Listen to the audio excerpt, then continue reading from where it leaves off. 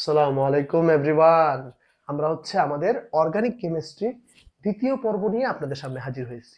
আমরা প্রথম পর্বে যেটা করেছিলাম অ্যালকিন, তা অ্যালকেন, অ্যালকিন, অ্যালকাইন এগুলো আপনাদেরকে আমি দেখাই দিয়েছিলাম। এখন আপনারা একটা যদি যৌগ দেখেন আপনারা এগুলো চিনতে পারবেন।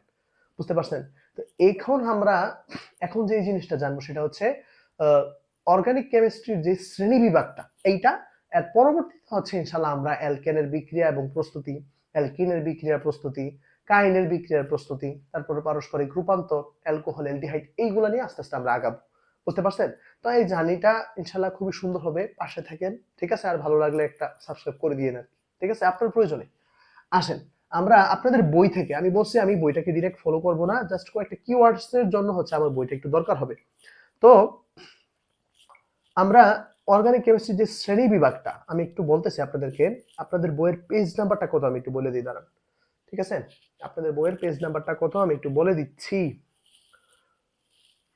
চলে আসছে। হ্যাঁ, আচ্ছা, অনেক বড় পিডিএফ। হ্যাঁ, আপনাদের বইয়ে, হ্যাঁ, আমি দেখেন একটু এই যে আপনারা ইয়াতে চলে আসেন। আপনাদের যাদের বই আছে আপনারা একটু 267 পৃষ্ঠা একটু চলে আসে। ঠিক আছে? আসেন, আমরা কি বলছিলাম, অর্গানিক কেমিস্ট্রি মূলত আমরা এখানে হাইড্রোকার্বন নিয়ে পড়াশোনা করব। কি নিয়ে? হাইড্রোকার্বন নিয়ে মূলত আমরা পড়াশোনা করব। এই হাইড্রোকার্বনটাকে দেখেন বেসিক্যালি দুইটা ভাগে ভাগ করা হয়েছে। ঠিক আছে? হাইড্রোকার্বনটা বেসিক্যালি দুইটা ভাগ। একটা আপনার এলিফেটিক, একটা এলিফেটিক, এলিফেটিক, হ্যাঁ, একটা এলিফেটিক, হ্যাঁ, এলিফেটিক। আর একটা আপনার অ্যারোমেটিক। একটা এলিফেটিক, একটা অ্যারোমেটিক, অ্যারো অ্যারোমেটিক। আচ্ছা, ওই দিকটা ভাই কতটুকু দেখা যায়? হ্যাঁ, ওইদিকে দেখা যায় ঠিকঠাক ভাবে? মোটামুটি দেখা যায়। হ্যাঁ, আচ্ছা, তাহলে এলিফেটিক আর অ্যারোমেটিক। এখন আপনি একটু বলেন, এলিফ্যাট তার মানে কি? একটা ওয়ার্ড আছে না, ফ্যাট। তাহলে ফ্যাট মানে চর্বিযুক্ত যেগুলা আমাদের, যে আমরা অ্যালকিন পড়ে আসছি, অ্যালকেন পড়ে আসছেন, কাইন পড়ে আসছেন, এগুলোর মধ্যে এগুলাই মূলত আমার এলিফেটিক হাইড্রোকার্বন। আর অ্যারোমেটিক যেটা, এটা আপনার অ্যারোমা, একটা গ্রিক শব্দ। হ্যাঁ, তো অ্যারোমা মানে আপনার সুগন্ধ টাইপের যে যুক্তগুলা। পরে বিজ্ঞানীরা আপনার ইয়ে করে দেখছে যে এগুলা সুগন্ধ দুর্গন্ধ দুইটাই হতে পারে, এরকম আর কি। বুঝতে পারছেন? আচ্ছা, তো এখন আসেন, তাহলে আমাদের অ্যারোমেটিক যে জিনিসটা, এটা আমাদের এসএসসি সিলেবাসে ওইরকম আলোচনা নাই, এমনকি ইন্টারেও নাই। জাস্ট ইন্টারে বেনজিন নিয়ে কয়েকটা কথাবার্তা বলা হয়েছে, বেনজিনের রিঅ্যাকশন কয়েকটা আছে, জাস্ট এইটুকু। এইটা নিয়ে আপনার যদি কেউ ফিউচারে কেমিস্ট্রিতে পড়েন তাহলে আপনার ন্যাফথালিন পড়বেন, অ্যানথ্রাসিন পড়বেন। ঠিক আছে? ফিউরান, পাইরন, অনেক ভাগ আছে অ্যারোমেটিকে। বুঝতে পারছেন? এসএসসি তে অ্যারোমেটিক টোটালি নাই। ইন্টারের জন্য আপনাকে বেনজিন সম্পর্কে একটু ধারণা নিয়ে যেতে হবে। ঠিক আছে? আসেন, এটার অনেকগুলা ভাগ হবে, বাট এখানে কোনো ওরকম ভাগ হবে না। আসেন আমরা ভাগ করি। দেখেন, তাহলে এই অ্যালিফেটিকটাকে সাধারণত দুই ভাগে ভাগ করা হয়েছে। হ্যাঁ, দেখেন, একটা আপনার মুক্ত শিকল হাইড্রোকার্বন। তাহলে এলিফেটিকটার ভাগ দুইটা। এলিফেটিকটার ভাগ দুইটা। একটা মুক্ত শিকল হাইড্রোকার্বন।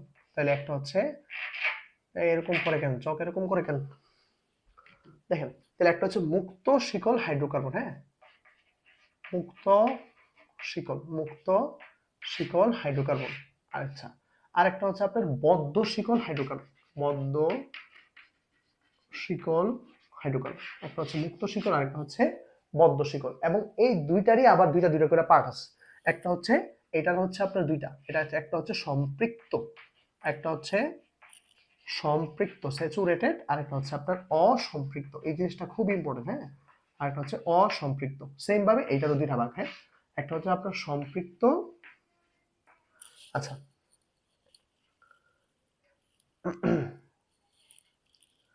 হ্যাঁ, বদ্ধ শিকলটা, হ্যাঁ, বদ্ধ শিকল দুইটা। হ্যাঁ, একটা সম্পৃক্ত আর একটা অসম্পৃক্ত।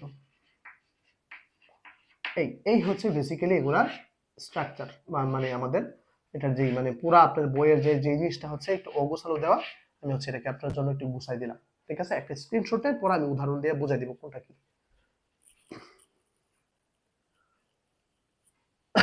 আচ্ছা, দেখেন, আমাদের সম্পৃক্ত যেগুলা মনে রাখেন ম্যাক্সিমাম একক বন্ধন যেগুলোর মধ্যে থাকে, একক বন্ধনযুক্ত যতগুলা শিকল আমরা আপনাদেরকে পড়ে আসছি না, একক বন্ধনযুক্ত যে শিকলগুলা এগুলাকে আমরা বলবো সম্পৃক্ত, স্যাচুরেটেড। আর অসম্পৃক্তটা খুব ইম্পর্টেন্ট, এটা আপনার জন্য জানাটা মাস্ট। যেগুলোর মধ্যে কি থাকবে, দ্বি অথবা ত্রিবন্ধন থাকবে, দ্বি অথবা ত্রিবন্ধন থাকবে। এই টাইপের যেই অর্গানিক কম্পাউন্ড গুলা, যে শিকল গুলা, এগুলো হচ্ছে আমাদের দ্বি অথবা ত্রিবন্ধন, এগুলো হচ্ছে কি অসম্পৃক্ত হাইড্রোকার্বন। ঠিক আছে? আচ্ছা, আপনাদের অনেকবার একটা পরীক্ষাতে আসে অ্যালকিনের অসম্পৃক্ততার পরীক্ষা, কাইনের অসম্পৃক্ততার পরীক্ষা। আমরা আস্তে আস্তে ইনশাআল্লাহ এগুলো সামনে জানবো। ঠিক আছে? আসেন, বদ্ধ শিকল হাইড্রোকার্বনে হচ্ছে, দেখেন এই জিনিসটা হচ্ছে একটু ভিন্ন। ধরেন এখানে আমাদের বইয়ে যেটা দেওয়া হয়েছে, আমি একটু এদিকে যদি লিখি, সাইক্লো মানে ধরেন CH2, এরকম মনে করেন কার্বন থেকে কার্বনে CH2, তারপরে মনে করেন এদিকে আবার মনে করেন যে এখান থেকে কার্বন থেকে CH2।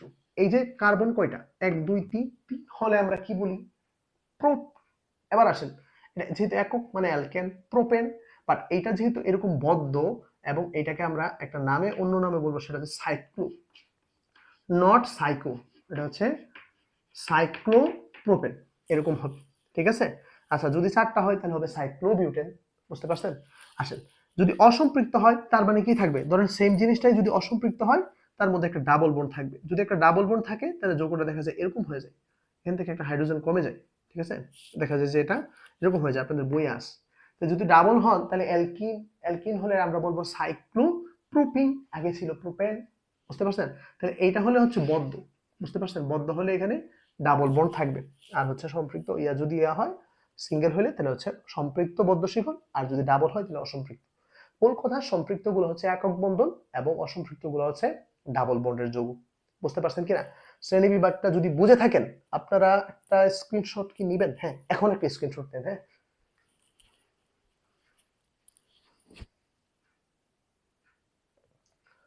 আচ্ছা, ঠিক আছে। আমরা এখন একটু অ্যারোমেটিক নিয়ে কথাবার্তা বইলা এই ক্লাসে শেষ করে দিব। ঠিক আছে? বাট ওইখানে এত বেশি কথা বলবো না।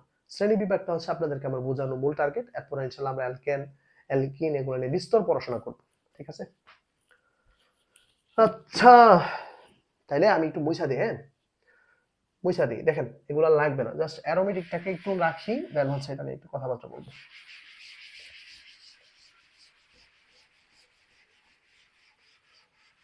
শুধু অ্যারোমেটিক, এটা নিয়ে একটু কথাবার্তা বলি। এরকম হইতেছে কেন বুঝতেছি না।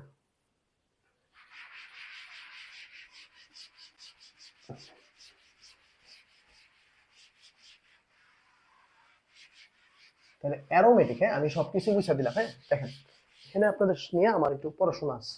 সেটা হচ্ছে aromatic hydrocarbon. Aromatic, aromatic hydrocarbon. হ্যাঁ, আসেন, অ্যারোমেটিক আপনাদেরকে বলে আসছি। দেখেন অ্যারোমেটিক হচ্ছে ওইরকম স্পেসিফিক কোনো ইয়া নাই, যেমন অ্যালকেনে ছিল CnH2n+2, ওইটা এরকম হবে না। অ্যারোমেটিক কম্পাউন্ডের মধ্যে ধরেন আমাদের যেটা দিয়ে আসলে স্টার্ট হয় সেটা হচ্ছে এরকম একটা যৌগ, এটাকে আমরা বলি বেনজিন। ঠিক আছে? এটা হচ্ছে বেনজিন। হ্যাঁ, দেখেন এটার মধ্যে একান্ত দ্বিবন্ধন থাকে, এখানে একটা, তারপরে এখানে একটা, মানে এটা হবে না, এখানে একটা, আবার এখানে হবে না, এখানে একটা। এই যে জিনিসটা, এটার নাম হচ্ছে বেনজিন। আপনাকে এইটা সম্পর্কে ধারণা নিয়ে যেতে হবে এইচএসসির জন্য। বুঝতে পারছেন? আর যদি বলেন অনার্সের জন্য, আমি আরেকটু দেখাই দিতে পারবো, সমস্যা নেই। আচ্ছা, তাহলে এই বেনজিন নিয়ে হচ্ছে আমাকে ধারণা নিয়ে যাইতে হবে। আমাদের পরীক্ষাতে একটা প্রশ্ন আসে, বেনজিনকে কেন অ্যারোমেটিক হাইড্রোকার্বন বলা হয়, কারণটা কি? হ্যাঁ, বেনজিনকে অ্যারোমেটিক হাইড্রোকার্বন বলার কারণটা আপনাকে পরীক্ষাতে আসতে পারে কোথায়, খ অনুধাবনে। হ্যাঁ, তো দেখেন আপনি বলবেন যে বেনজিনের মধ্যে হচ্ছে একান্ত, মানে একটার পর একটা কি থাকে, দ্বিবন্ধন থাকে। ঠিক আছে?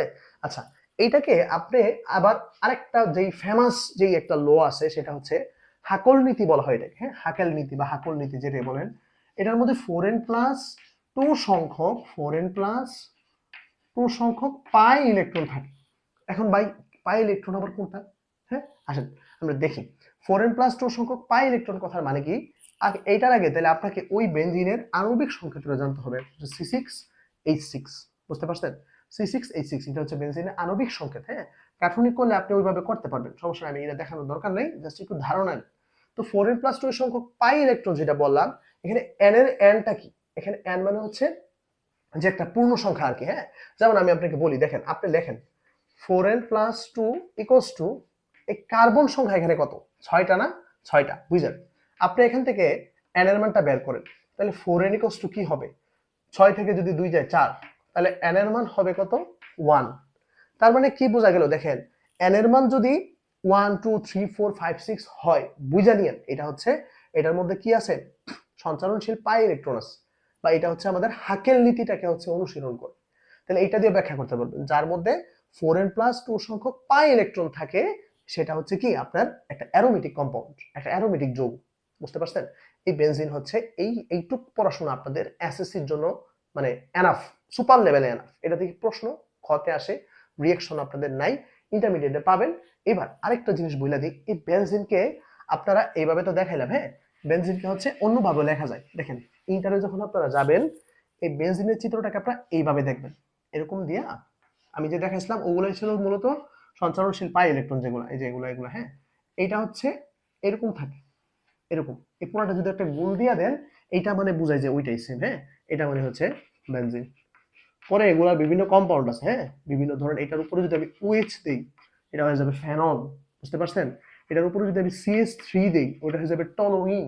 এগুলো আমরা ইন্টারে জানবো। আপাতত আপনি একটু বেনজিনের সঙ্গে পরিচিত হয়ে যান, that's enough, and enough, and enough, more than enough for you. ঠিক আছে? তাহলে এইটুক আশা করি আপনারা বুঝতে পেরেছেন। ঠিক আছে? এবার যদি ধরেন আপনাদের বই ছোট করে একটা জিনিস দিছে, একটু মুছে দিই এটা। হ্যাঁ, দেখেন আপনাদের বই ছোট করে একটা জিনিস দেওয়া আছে, এইরকম ডাবল বেনজিন একটা। হ্যাঁ, দেখেন এরকম ডাবল বেনজিন। হ্যাঁ, আচ্ছা, একটা ধরেন যে এখানে একটা, তারপর এখানে একটা, এখানে একটা ধরেন, তাহলে এখানে দেওয়া লাগবে না, এখানে একটা দেন, এখানে একটা দেন, এইটা। হ্যাঁ, এটাকে বলা হয় ন্যাফথালিন। হ্যাঁ, এটা মেবি আপনাদের বইয়ে দেওয়া আছে, আমি আশা করি আছে। হ্যাঁ, আমি একটু তাও একটু চেক দিই। হ্যাঁ, আছে ন্যাফথালিন। হ্যাঁ, C10H8, C10H8, এই জিনিসটা একটু দিয়ে দিছে, আমি একটু বুঝাই দিই আপনাকে। আমরা আছি নাকি না, এই আমাদের যে জামা কাপড় রাখার জন্য আপনার আলমারিতে আমরা এক ধরনের সাদা সাদা গোল গোল জিনিসপাতি ইউজ করি, একটু খেয়াল করেন আলমারিতে কাপড় টাপড় রাখার জন্য, এটাকে আমরা বলি ন্যাফথালিন। বুঝতে পারছেন? এইটাও একটা অ্যারোমেটিক কম্পাউন্ড। কেমনে বের করবেন? আপনাকে যদি ওই যে 4n + 2 সংখ্যক পাই ইলেকট্রন দিয়া, কার্বন নাম্বার কত 8টা, এখান থেকে আপনি n এর ভ্যালু বের করেন। 4n = হবে 10 থেকে 2 গেলে 8, n এর মান হবে 2। তাহলে n এর মান যদি এরকম 1 2 3 4 এরকম পূর্ণ সংখ্যা হয়, বুঝে নিন এটা একটা অ্যারোমেটিক কম্পাউন্ড, থাকলস নীতি দিয়া। যদি বলেন ন্যাফথালিন একটা অ্যারোমেটিক কম্পাউন্ড, তাহলে ভাই আপনি এমনি করবেন। বুঝতে পারছেন? তাহলে এই ছিল আমাদের অর্গানিক কেমিস্ট্রির শ্রেণী বিভাগটা নিয়ে হচ্ছে আপনাদের সঙ্গে আমি কথা বললাম। এর পরবর্তী ভিডিওগুলো থেকে ইনশাআল্লাহ আমরা অ্যালকেন, অ্যালকেনের প্রস্তুতি, তারপরে বিক্রিয়া, এগুলা নিয়ে ইনশাআল্লাহ কথাবার্তা বলবো। অ্যালকেন, অ্যালকিন, অ্যালকাইন, অ্যালকোহল, অ্যালডিহাইড, এগুলা।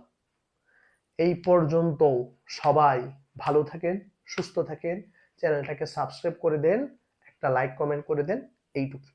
আসসালামু আলাইকুম।